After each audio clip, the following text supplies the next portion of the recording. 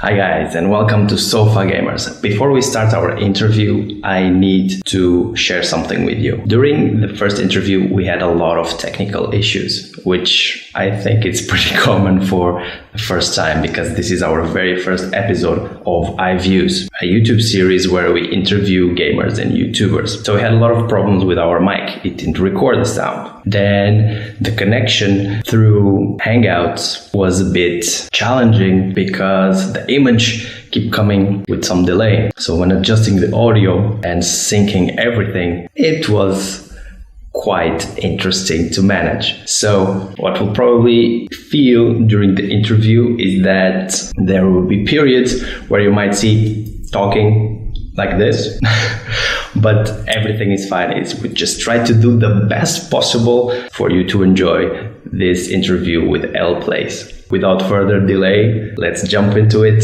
and I hope you guys really have a good time with this.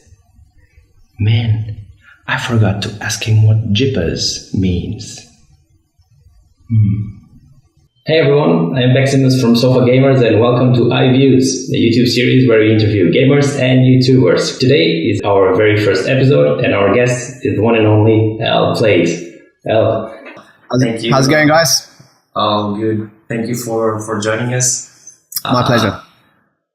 Thank you so much for being here and accepting our invitation for the very first episode of IVIEWs. L has his YouTube gaming channel running since 2 years now, I think. Is that right? Yeah. Well, just under 2 years, but yeah.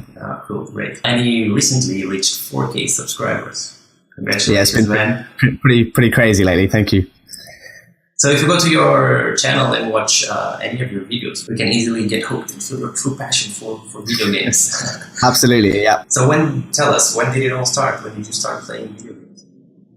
So video games in general, I think the first console I ever really sort of got into it. So I've always been a console gamer. I only really got a laptop and stuff in the last couple of years, so I never really was into PC gaming until more recently. But console gaming, I think the original Nintendo, so the NES, it wasn't obviously when that first came out. I'm not quite that old. But I kind of always had like hand-me-down consoles and like second-hand stuff when we were younger. So I think I got the NES. The PS1 was out at the time. I think I got the NES. It was like sometime into the PS1 life cycle. But I was on the original NES. That was kind of like the first time I ever really properly got into gaming. I think there was a little bit of time before that where I had like one of those plug and play type things. Like I think it was called a TV Boy. So yeah, like I was really young obviously then, and that's kind of like the first times I ever played gaming. And I remember stuff like Super Mario Brothers and stuff on the NES being like the first games that I really got into. And it kind of I never really like stopped from there. So from then I ended up getting a PlayStation 1. And then like when the PS3 came out, I got a PS2. And so I was always like a little bit behind. But I always sort of loved it all the way through. And it was always, up until more recently, it was always PlayStation. And then obviously as I've got a bit older and I've got a job and stuff, I can now have both. So I've got like Xbox and PlayStation as well, and obviously PC games and stuff now as well. But yeah, that's kind of back where it all started on the original NES. Yeah, that's cool. I wanted to ask you if you talked about like those TV plug stuff. I remember having one from, I didn't even have a brand. It was like something like white and red. And I think it was Asian, and you put the tapes that were yellow. Yeah. You like had one of those. Yeah, it's crazy. I think the one I had was literally called a TV Boy, I think, and it was just like a black blob with like buttons built into it, and you literally just plugged it in with like the AV cables or something. And then I think it had like 40 games like loaded onto it, and most of them were terrible like knockoff games of other stuff, like a fake version of Pac-Man and stuff like that. But yeah, I mean, I think a lot of people, because consoles used to be like, back then used to be like super expensive, right, before they became popular, and a lot of people weren't getting brought consoles as a kid when they first came out. So I think a lot of people had stuff like that was kind of like a cheaper version maybe. Yeah, I remember those times very well. Yeah. Thank God they're over now. So you talked about Mario, but was that the first video game you played, or it's definitely one of the first ones I remember. on the NES. I don't know what else I played on there. I remember quite a lot of the TV Boy stuff that I had. And I think like the first sort of period or era in gaming where I really started to pay attention and properly enjoy it was the PlayStation 1. Was when I got a PlayStation 1 anyway. And back then it used to be obviously the Crash Bandicoot games, Spyro.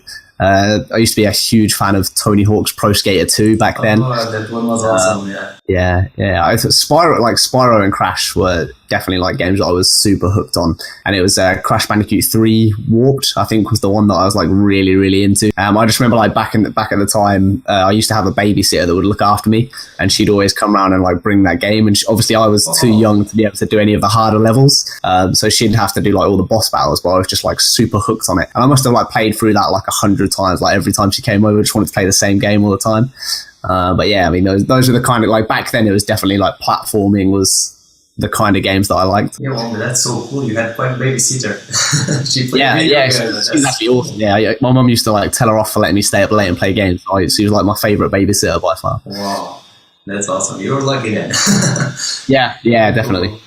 All right. So lately we've seen like a growing demand on retro gaming with the Nintendo and the Sega launching these retro consoles like the Super NES Classic and the Mega Drive, the Genesis from the US guys. And everything has been very successfully. Do you think retro gaming can beat last generation, or it's just nostalgia that we have? I think it's one of those. I don't think it will stop. I think it's going to be the same for us. Like in a couple of years' time, people are going to be going like crazy for PS2 games and stuff, right? I think it will always be there. Like the nostalgia is huge. Like the Crash Insane trilogy is like an amazing example of that. Like people knew that was going to do pretty well just on nostalgia, and it ended up being like one of the top selling games, like completely smashed all of the expectation. And it's like, yeah, nostalgia is a pretty powerful thing, and I think everyone loves to go back and play those old games. So I don't think that will ever go away. I don't think it will ever be as big as current gen. But yeah, I think there'll always be a big market for that. And the stuff with the Nintendo stuff is crazy because they're not like, they never make enough of the console, right?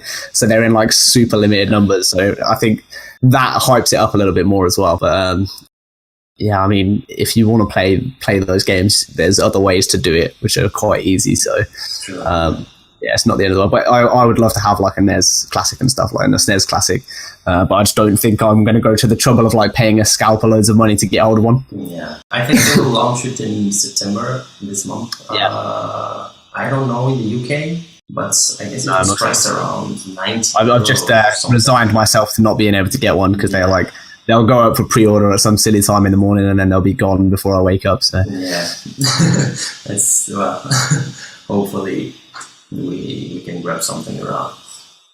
So, talking about these old games, if you can call them old, do you think you could make a top 5 of in your gaming history, if that's even possible? I mean, what would be your choices? Yeah, maybe. So I think so Spyro Year of the Dragon would have to be on there. Absolutely. That was a game, like that's one of the games growing up that I just loved so much. I remember there was a friend that I always used to be like best friends with when I was young, and me and him were like super into games, and that was one game that we just played together like so much, like got every egg, like completed every like challenge in it and stuff like that, all the gens, just like trying to complete it. That was definitely one of them. And I think a lot of my favorite games like from my childhood was sort of from the PS2 era. So stuff like Jak and Daxter was still to this day like one of my all-time favorite games. I've just actually downloaded it on PS4 because they've just like released it as a port. So I've got that again, which I'm definitely going to be playing that again soon. I've completed that game so many times. That's one of the few games in my life that I've actually 100%ed. I've gone through and got like every orb and stuff in it. But yeah, that's definitely one of them. Devil May Cry 3 on the PS2 was another one that I really, really got into. And that was quite different for me because up until that sort of time, I played, like I mentioned, I played some of the Tony Hawk's games, but it was mostly platforming games like Crash, like Spyro. They were the kind of games that I liked. So when I came across Devil May Cry 3 and like got into it, it was like completely different, but it was so good. So that's definitely one. So what's that? That's 3. Not as old, but I think Skyrim has to be on there. It's one of, I think like most people, it's one of those kind of games for most people. You know, I've put so many hours into that game and enjoyed it so much. And if we're just going on older stuff, I don't know what else. It doesn't necessarily mean it has to be an old game. Like, it can be something really recent. I feel like I have to mention No Man's Sky at this point. Obviously, that game just like kind of, it was weird because when it was first announced, when I first like saw the reveal trailer and stuff, I was super hyped for it, and then it kind of wore off. Like before it came out, like I kind of lost interest in it. Like back then, before any of the stuff with the launch happened and any of the negativity that happened, I kind of like I saw a bit of it, and then I was like, actually, there's so many planets. I was like 18 quintillion planets. I was like, I'm not going to want to like explore that. Like I figured like, it'd be fun for a couple of hours and then I'll probably get bored of it. So I actually was quite late in picking it up. So the whole launch fiasco stuff had all happened, like all of that had blown over. And then I ended up picking it up for Christmas. And when I did play it, I kind of went into it not expecting to enjoy it too much. I thought it looked pretty cool. I always thought it looked cool. But then it just grabbed me like straight away. I was completely hooked on it. And I kept thinking like after so many hours and hours playing the game, I kept thinking like surely at some point I'm going to have to get bored of it. And I just never have. And I like the more I play it, the more I enjoy it. So yeah, it's definitely the game that I put the most time into and still want to keep playing more, which is really cool. Yeah, that's amazing. I mean, you said you grabbed it in December. Yeah. So at the time, do you remember what was the version that was going on? 1. So when I first played it in January 16, I think, maybe, unless it was January this year, I can't remember. So when I played it, no, it must have been this year. Yeah. So when I first played it, it was just after Pathfinder had come out. So I never played original day one version of the game. It was after patch 1.2. I think no, it wasn't. No, Foundation. It was after Foundation. Yeah. So base building was in the game, but it was before the Exocraft. Yeah, I should remember this really. No. I've got it all video on my channel as well. So. No, it's too much noise. Yeah, it was. Yeah, I missed the original. It was the first big patch. So after the Foundation update, that I jumped in. Yeah, it's an amazing game. I mean, I don't think I played it that much, but yeah. I mean, I love it. It's really it's really definitely. I think people either like just get it and like love it like crazy, or they're just like. There's a lot of people that think it's cool for a while and then get bored of it, which is fine. I mean, that's most games, right? Most games have a short lifetime.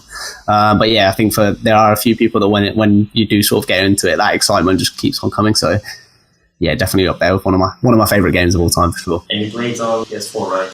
I asked this because because if you could choose. Because before you said you didn't play PC, you were always like a console player until recently. But if you could choose now, having access to those two platforms, so I'm for a console or switch to PC or Mac, and why? So console I still find easier, especially with any sort of game where keyboard controls are even slightly complex. Obviously, it takes time to get used to that, and I haven't really done it yet. But No Man's Sky is definitely a game, so I'm planning on building a pretty monster PC once I move into my new flat in a couple of months. So yeah, I'm going to go for like a really good gaming rig, and definitely want to be playing like No Man's Sky max graphics, like maybe put some mods in there as well. That's one of the key things with No Man's Sky. I can't ever add any mods on PS4 at the moment, and that would definitely be something that I'd be wanting to try once I've got that sorted. So yeah, I think most people know PC is like the way to go for the best way to play most games. So yeah, I'm on board with that. No, that's cool. Can't wait to see then on your channel. Yeah, how that goes. Yeah, that'd be really great. So what video games are you playing right now? So today, actually, just started this morning. I've just picked up Ark. So I've started playing that for like the first time ever. I've gone in almost completely blind. So I've watched like 2 people play the very first bit of the game, and both of those people I've watched have like not got any experience with the game either, so they're kind of going in blind. Because I tend to like, I really don't want to spoil most games when I play them. So I try to go in at least at first with like no idea of what to expect, and then I think Ark's one of those kind of games because there's a steep learning curve. I'll probably play an episode or 2, just like not knowing what I'm doing, and then I'll start to watch some tutorials and stuff and try and figure out the basics at least before I carry on. But yeah, that from what I've seen, like the first like 40 minutes of playing that seems like it's going to be an incredible game. It looks really cool. This was like in a pre-stage, let's say. I was always a little bit curious about Ark, but I mean, I never tried. Yeah, so I hadn't really seen much of it for quite. It was always kind of one of those games that I wanted to check out because it's like my kind of game, right? With the survival, exploration, all that kind of stuff that like I enjoy. And obviously I've not had a PC, so like I was always thinking I was going to get it on PC once I've got the rig sorted. But now it's on PlayStation and stuff. I was like, yeah, we'll give it a try and we'll see how it goes. But I was quite impressed. So when I like first booted it up this morning, I was like, it looks super good and polished, and I was expecting it to still look really early access-y, but it's I mean it looks great at the moment. So yeah, I'm excited to get a bit more into it. And then I'm playing Yonder at the moment. I don't know if you've seen that. Like that was a game that came out of completely nowhere. I think I just happened to see somebody post about it on Twitter, and I was like, oh, this looks really like cool, cute little game. And then it was pretty cheap, so I picked it up on PlayStation. I think I got it on like digital download the day it released or something. And it's just so good. It was made by a team called Prideful Sloth. There's like 3 of them in the main team. Literally like 3 people. Just 3? Yeah. Wow, that's amazing. That's like their core development team. It's just those 3 guys. And I mean, that blew me away. It's definitely like a hidden gem kind of game. Really, really great game. And I'm hoping it gets a bit more attention because it is really, really good.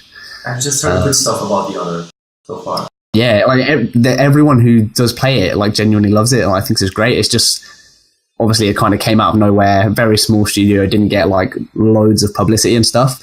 So I think it's going to take a bit of time for people. I think people are a bit like asleep on it at the moment, but it's definitely going to be one of those games people look back and like, wow, that was a really great game that just came out of nowhere.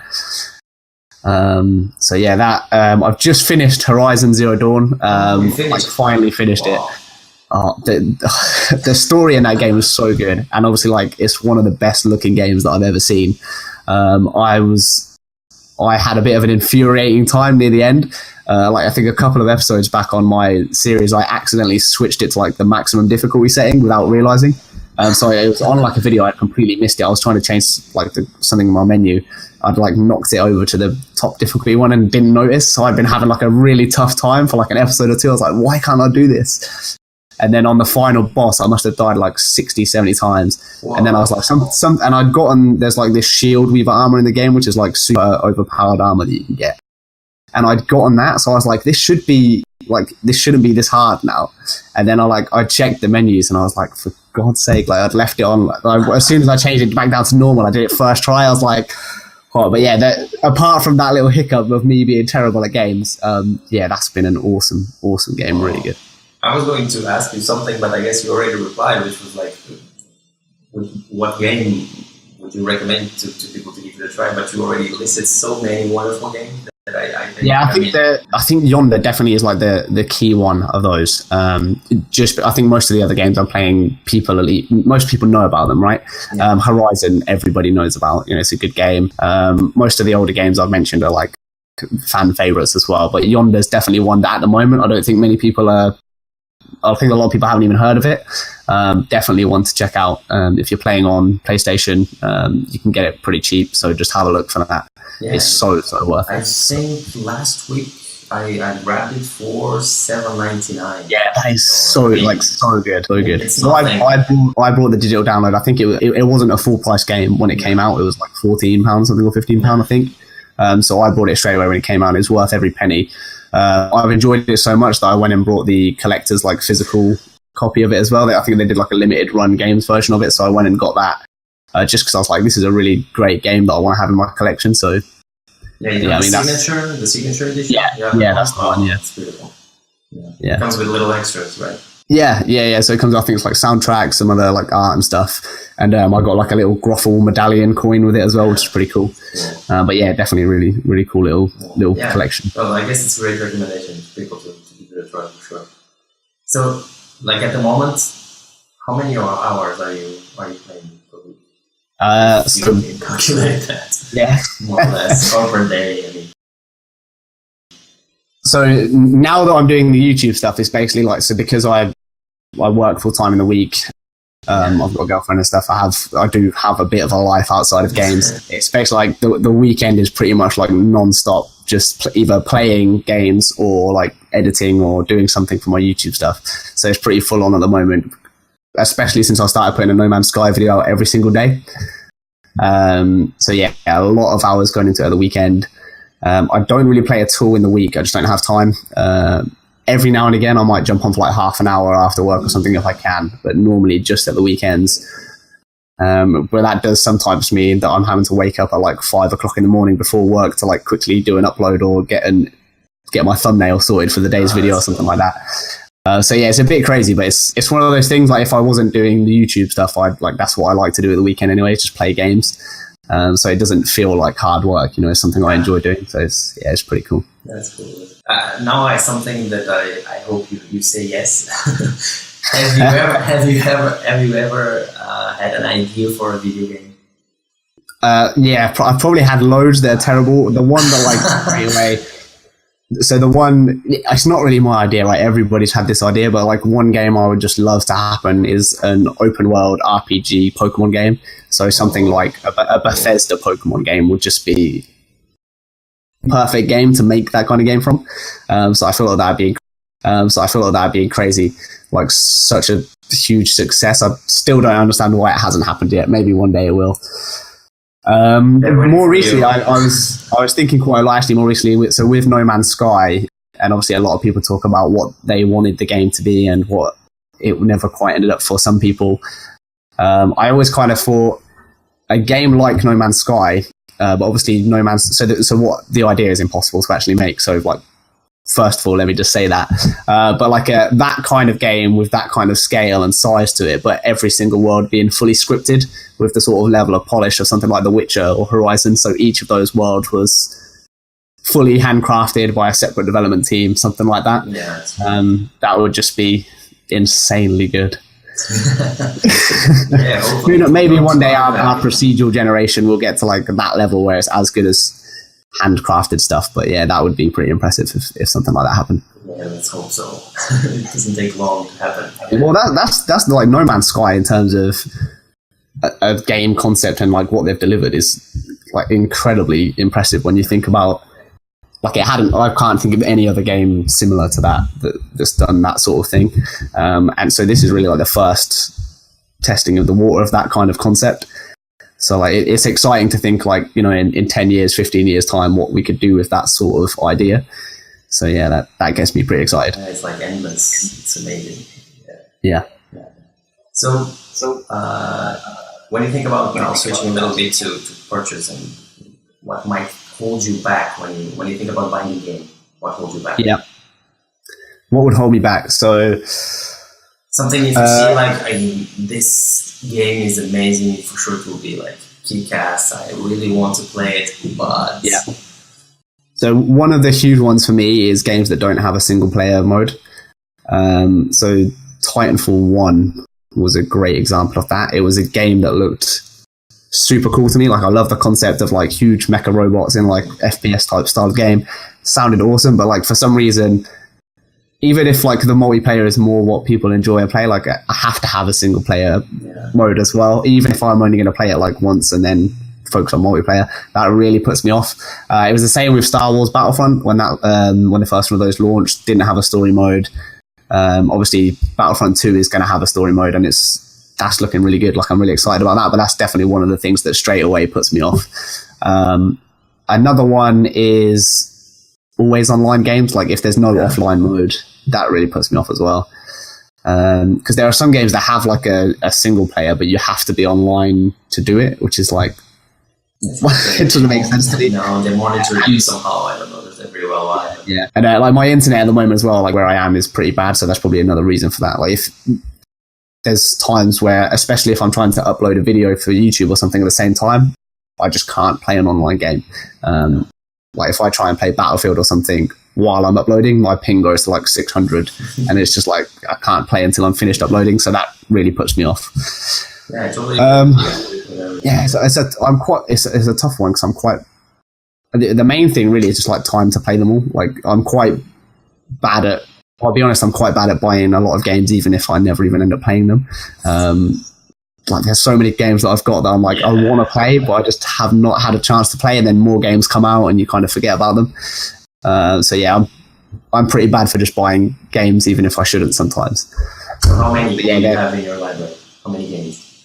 Oh God! So I've got, I think So on PS4, I recently just sold a load of the old PS4 games that I have played. I think I've still got like another 20 PS4 games that I haven't even really touched yet. On my Steam library, I've got a couple of hundred games, I think, on Steam.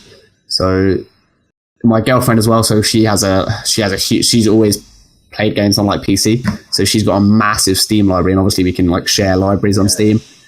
So there's like, if you include hers, I think she's got like 800-900 games on her Steam library, which is insane. Wow, that's insane. I mean, it's cool. Yeah, it's awesome. I've got quite a lot of the older consoles as well. So I've got all the old Game Boys. I've got like the old PlayStations, the old Xboxes, the old GameCubes. I've still got all of those. A lot of them I kind of went and brought back as I got older and like missed having them. So I've still got loads of games on those that I haven't played yet. Wow, which I probably never will at this point.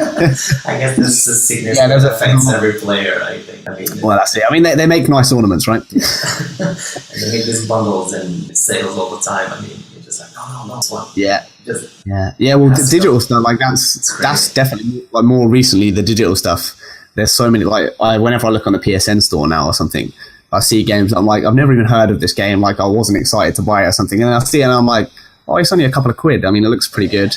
Or like it's on a flash sale or something. I'm like, I'll pick it up. I might never play it, but we'll give it a try. Like, I'm such a sucker for that kind of thing. Like, as soon as it's on sale, I'm like, oh, I better quickly grab that now. And yeah, and then I never play most of them. I totally feel you there. Yeah. So you talked about a lot of genres of games so far. If you can pick one, like sci-fi, FPS, RPGs, platforms, whatever, what's the style that attracts you the most, and the one that you could live without just fine? So the one, definitely, so I kind of have to look at this like before No Man's Sky and after No Man's Sky, because No Man's Sky on its own is like, if I could only have one game now, that would be the one that I would pick. Like, that's the one that I know could keep me entertained for like so many hours, and I don't even know like what genre I would call that, because it's not like the sci-fi thing isn't really what pulled me into that game. It was like exploring beautiful worlds and stuff. Like, that's kind of what I love to do in games. So before No Man's Sky, it's always been like big open world fantasy style RPG games. So games like Skyrim, The Witcher, Kingdoms of Amalur, like any of those, anything set in that like fantasy setting that was like open world and RPG. Like, I just loved that kind of game. That was definitely my favorite kind of game for the years. The genre that I could live without, probably, that's a tough one, isn't it? Even in genres that you don't like, you think, oh yeah, but there's that one game that I do really like.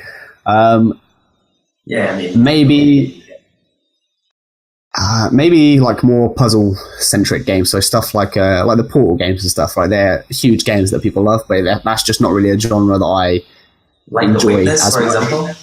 Yeah, exactly. Anything with that kind of more of a like puzzle, I guess, like the ones where you have to think a bit more, which probably makes me sound terrible. Well, like when I play games, I just want to kind of like relax and have fun.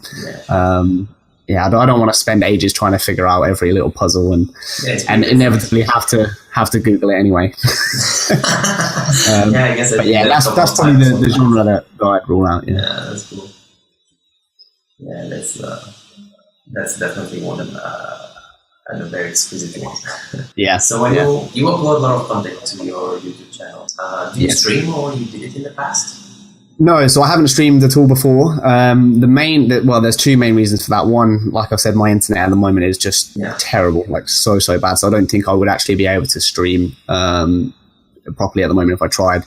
The other thing is, so I don't have like a proper PC rig or anything set up yet at the moment. So I'm using a laptop now to do this with a webcam that I brought. But that is definitely one of the things I want to do more. So when I move into my new place and I've got a dedicated area just for my YouTube stuff and I've got everything set up, it's definitely something I want to try and do. We'll kind of watch this space for that one. But it's something I'm interested in doing for sure. I think the cool thing with that obviously is being able to interact with people while you're playing. Yeah. So I always try to like reply to comments and stuff on YouTube, and that's quite cool. And on Twitter is the same, but I've never been able to do that like while I'm playing the game. And obviously because I record everything at the weekend, there'll be people like giving me tips and stuff in my videos, but it's like I've already got another like 10 recorded, So you're going to have to bear with me until I can actually act on what you've given me as a tip. So yeah, that'd be cool. Definitely be cool. That's great, because I think your channel, I mean, with your style and the way you put up the episodes, for sure your streams would be great to follow. I hope so. Yeah. Thank you. Let's hope you're right. Yeah, for sure. And your YouTube channel has grown quite a lot lately. So how have you been dealing with that, with all this growth? So it's been crazy. So just for like anyone who doesn't know, so to put it into context, it's a year and a couple of months that I've been doing it now. So for that first year, it took me just over a year to get to 1,000 subscribers, and I was uploading pretty much like every day regularly for most of that time. There was a period early on where I took like a month break, but yeah, like pretty consistently. Definitely the last couple of months, like they've been as good quality as my stuff now. Like loads of uploads, loads of No Man's Sky, loads of good games. And when I hit 1,000, like I kind of expected, maybe another year and I'll get to 2,000 kind of thing. And like within a couple of weeks, like within 4 weeks, I'd hit 2,000, and then like instantly went up to like 3,000, 4,000. And now like I'll probably hit, touch wood, if things keep going well, I'll probably hit 5,000 in another couple of weeks. So it's gone like crazy fast. From like the first 1,000 was so slow, and now it's going up really, really quickly. So that's been I haven't really changed very much, other than it's made me like even more motivated than I was before to like keep doing it and keep making loads of videos. It gets you like more excited to carry on doing it, which is really cool. I have started uploading. I've started, at least for a while, I'm going to be like continuing to do a one No Man's Sky video every single day, as well as like the other stuff that I do around it. That may change if I start playing something like Ark that ends up being quite big on my channel as well. Then I'll probably balance it a bit more. But yeah, so that's one thing I've done. The other thing is like the comments. So I really try hard to reply to every single comment I get on the channel, which was super easy like up until a couple of weeks back, and now it's becoming like really quite difficult to make sure I get to everyone. And it's kind of, like I'm still fairly small at the moment. So like, I can do it now. It's not the end of the world, but it's kind of sad, like in the back of your mind, that eventually you're going to get to the point where you just can't do that anymore. So I'm kind of just trying to enjoy that as much as I can at the moment. Yeah, because you always, I understand, you try to retribute, to give back somehow. Like, yeah. I mean, it's like the people that watch your videos obviously is like the main thing that like keeps it alive for you as well. So like it's nice to be able to like talk to those people and like interact in a way is really cool. But yeah, I guess as you get And in the end, when people can see this interview, they will be able to check all your channels and Twitter and all that, because I will link everything. But if someone that watches already follows you, it can easily see that you always reply to people. You always have that care and attention for the people that follow you, and I mean that only brings more for sure. Yeah, it keeps it more fun for me as well, because it's kind of because I'm still so early on. Like I remember it wasn't too long ago where I was like working really hard and putting loads of videos out, and you weren't getting any views or comments, and that's kind of like it's not a great feeling. Like obviously everyone's the same. Like when you start off, you have to go through that period, but it's like it's so much nicer to have people commenting. So like you want to talk to them, you want to like encourage that, you want to like have a fun conversation about stuff. No Man's Sky is such a great game for it as well, because like one of the big things I love to do in that is obviously take pictures of like the photo mode. So it's awesome to see other people's cool like pictures from No Man's Sky as well. So that's definitely a great game for having like a back and forth with people that are watching, showing you like here's the cool stuff that they found as well. So I do love that a lot. No Man's Sky to grow your channel. Absolutely, without doubt. So it's by far the biggest series on my channel at the moment, and I think it's one of those games. It's weird. It's like it's the game that I always wanted, but I never knew that I wanted. So when I started playing it, I just get so excited and have like so much fun when I play it. And I think obviously that comes across like in the videos quite well. Like people enjoy seeing me enjoy it like that. And I think it also helps that No Man's Sky. It's kind of one of those weird things. There's a lot of people that really love No Man's Sky and like watching No Man's Sky, but it's still, in terms of like some of the other bigger games and stuff that are on YouTube, it's definitely a much smaller like niche audience kind of thing. But I think it's a bit of like, it's worked out really well for me to play, and I've enjoyed it a lot, and that comes across in the videos. And also I've just been lucky that it's one of those games that people still want to watch, but there's not too much of it out there at the moment. So the balance of those two things has definitely helped. And obviously the recent update helps me grow a little bit more as well. So besides the streaming that you already talked about, that's something that you want to do. Do you have any future projects for your channel? So the main thing is I just want to be able to play more. So once I've got the PC set up, there's a lot of games that are my kind of style of games that aren't really big on PC, on PlayStation and stuff at the moment. So things like Ark up until recently, like most of that genre of like big open world survival exploration games, most of the good ones are like PC games. Yeah, so I'm excited to be able to like jump into more of that style of game that I love on the channel. I'm hoping as well, once I move and stuff, I'll have faster internet. Once I've got a better computer, I'll be able to edit and stuff more easily. It won't take us long. So that's like, so for me to upload a regular No Man's Sky video, like 22 minutes, something like that, it takes me like 12 to 14 hours to upload that video. So one of the things, especially with the whole Waking Titan No Man's Sky stuff, was whenever there was like news, I just didn't even try to make a video on it because it would be like 2 days later before that video could come out. So like I didn't even try to be like one of the people bringing you the news as it happened kind of thing. So it'd be good to be able to bring stuff out quicker. And like if there's something I just want to play like one off, it'll be really easy to edit it, render it, get it done quickly without interfering with like a regular series.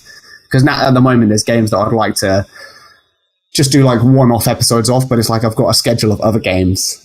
And if I try and do something else, it's fine for me to like record it. That's fine. I've got time to do that, but I don't have time to like edit it and then upload it because it means I can't upload something else at the same time. So it gets in the way.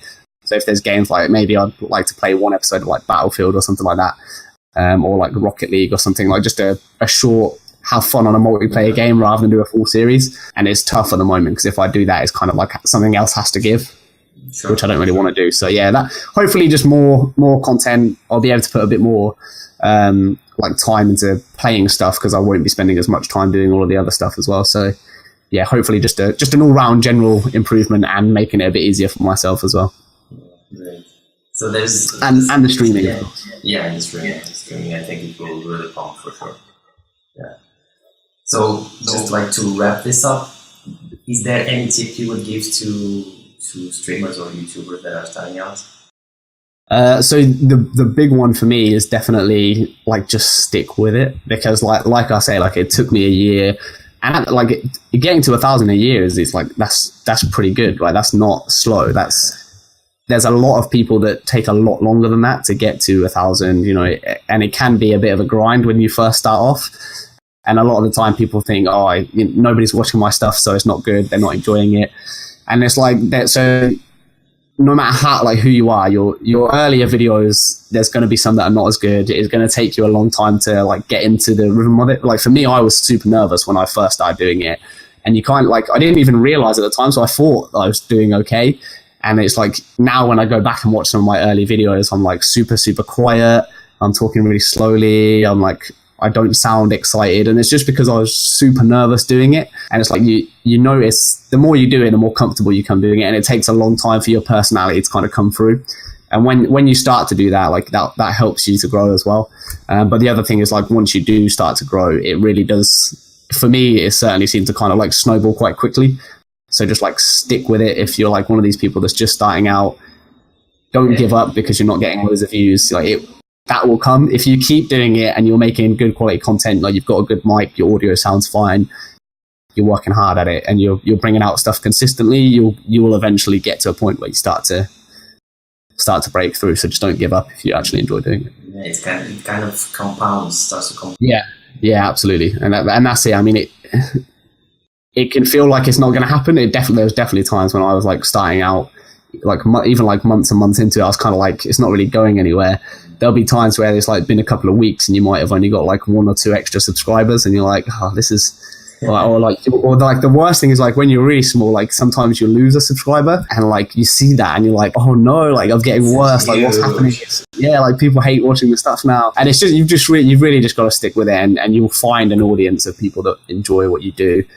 And once that starts to happen, it will come a lot quicker after that point. Yeah, thanks. That's a great tip, because even today I was watching a video about a guy he's a YouTuber, and he gives a lot of tips and gives courses and all this stuff. And at a point he says that there is 400 hours of content being uploaded to YouTube every minute. Or I don't want to lie, or I don't think he said second, but at least even if it's a minute, it's great. Yeah, it's ridiculous. It's crazy. So I think it's amazing. I mean, the best thing I think people should do is never give up on stop. That's what they. Well, that's like the other thing as well. If you think about it, I mean, it doesn't. It matters if you're making good stuff, but like you could be making the best video that's ever been on YouTube. You could upload that today. If you've got no subscribers, nobody's gonna see it. You know, so don't get disheartened and think it's because you're rubbish or anything.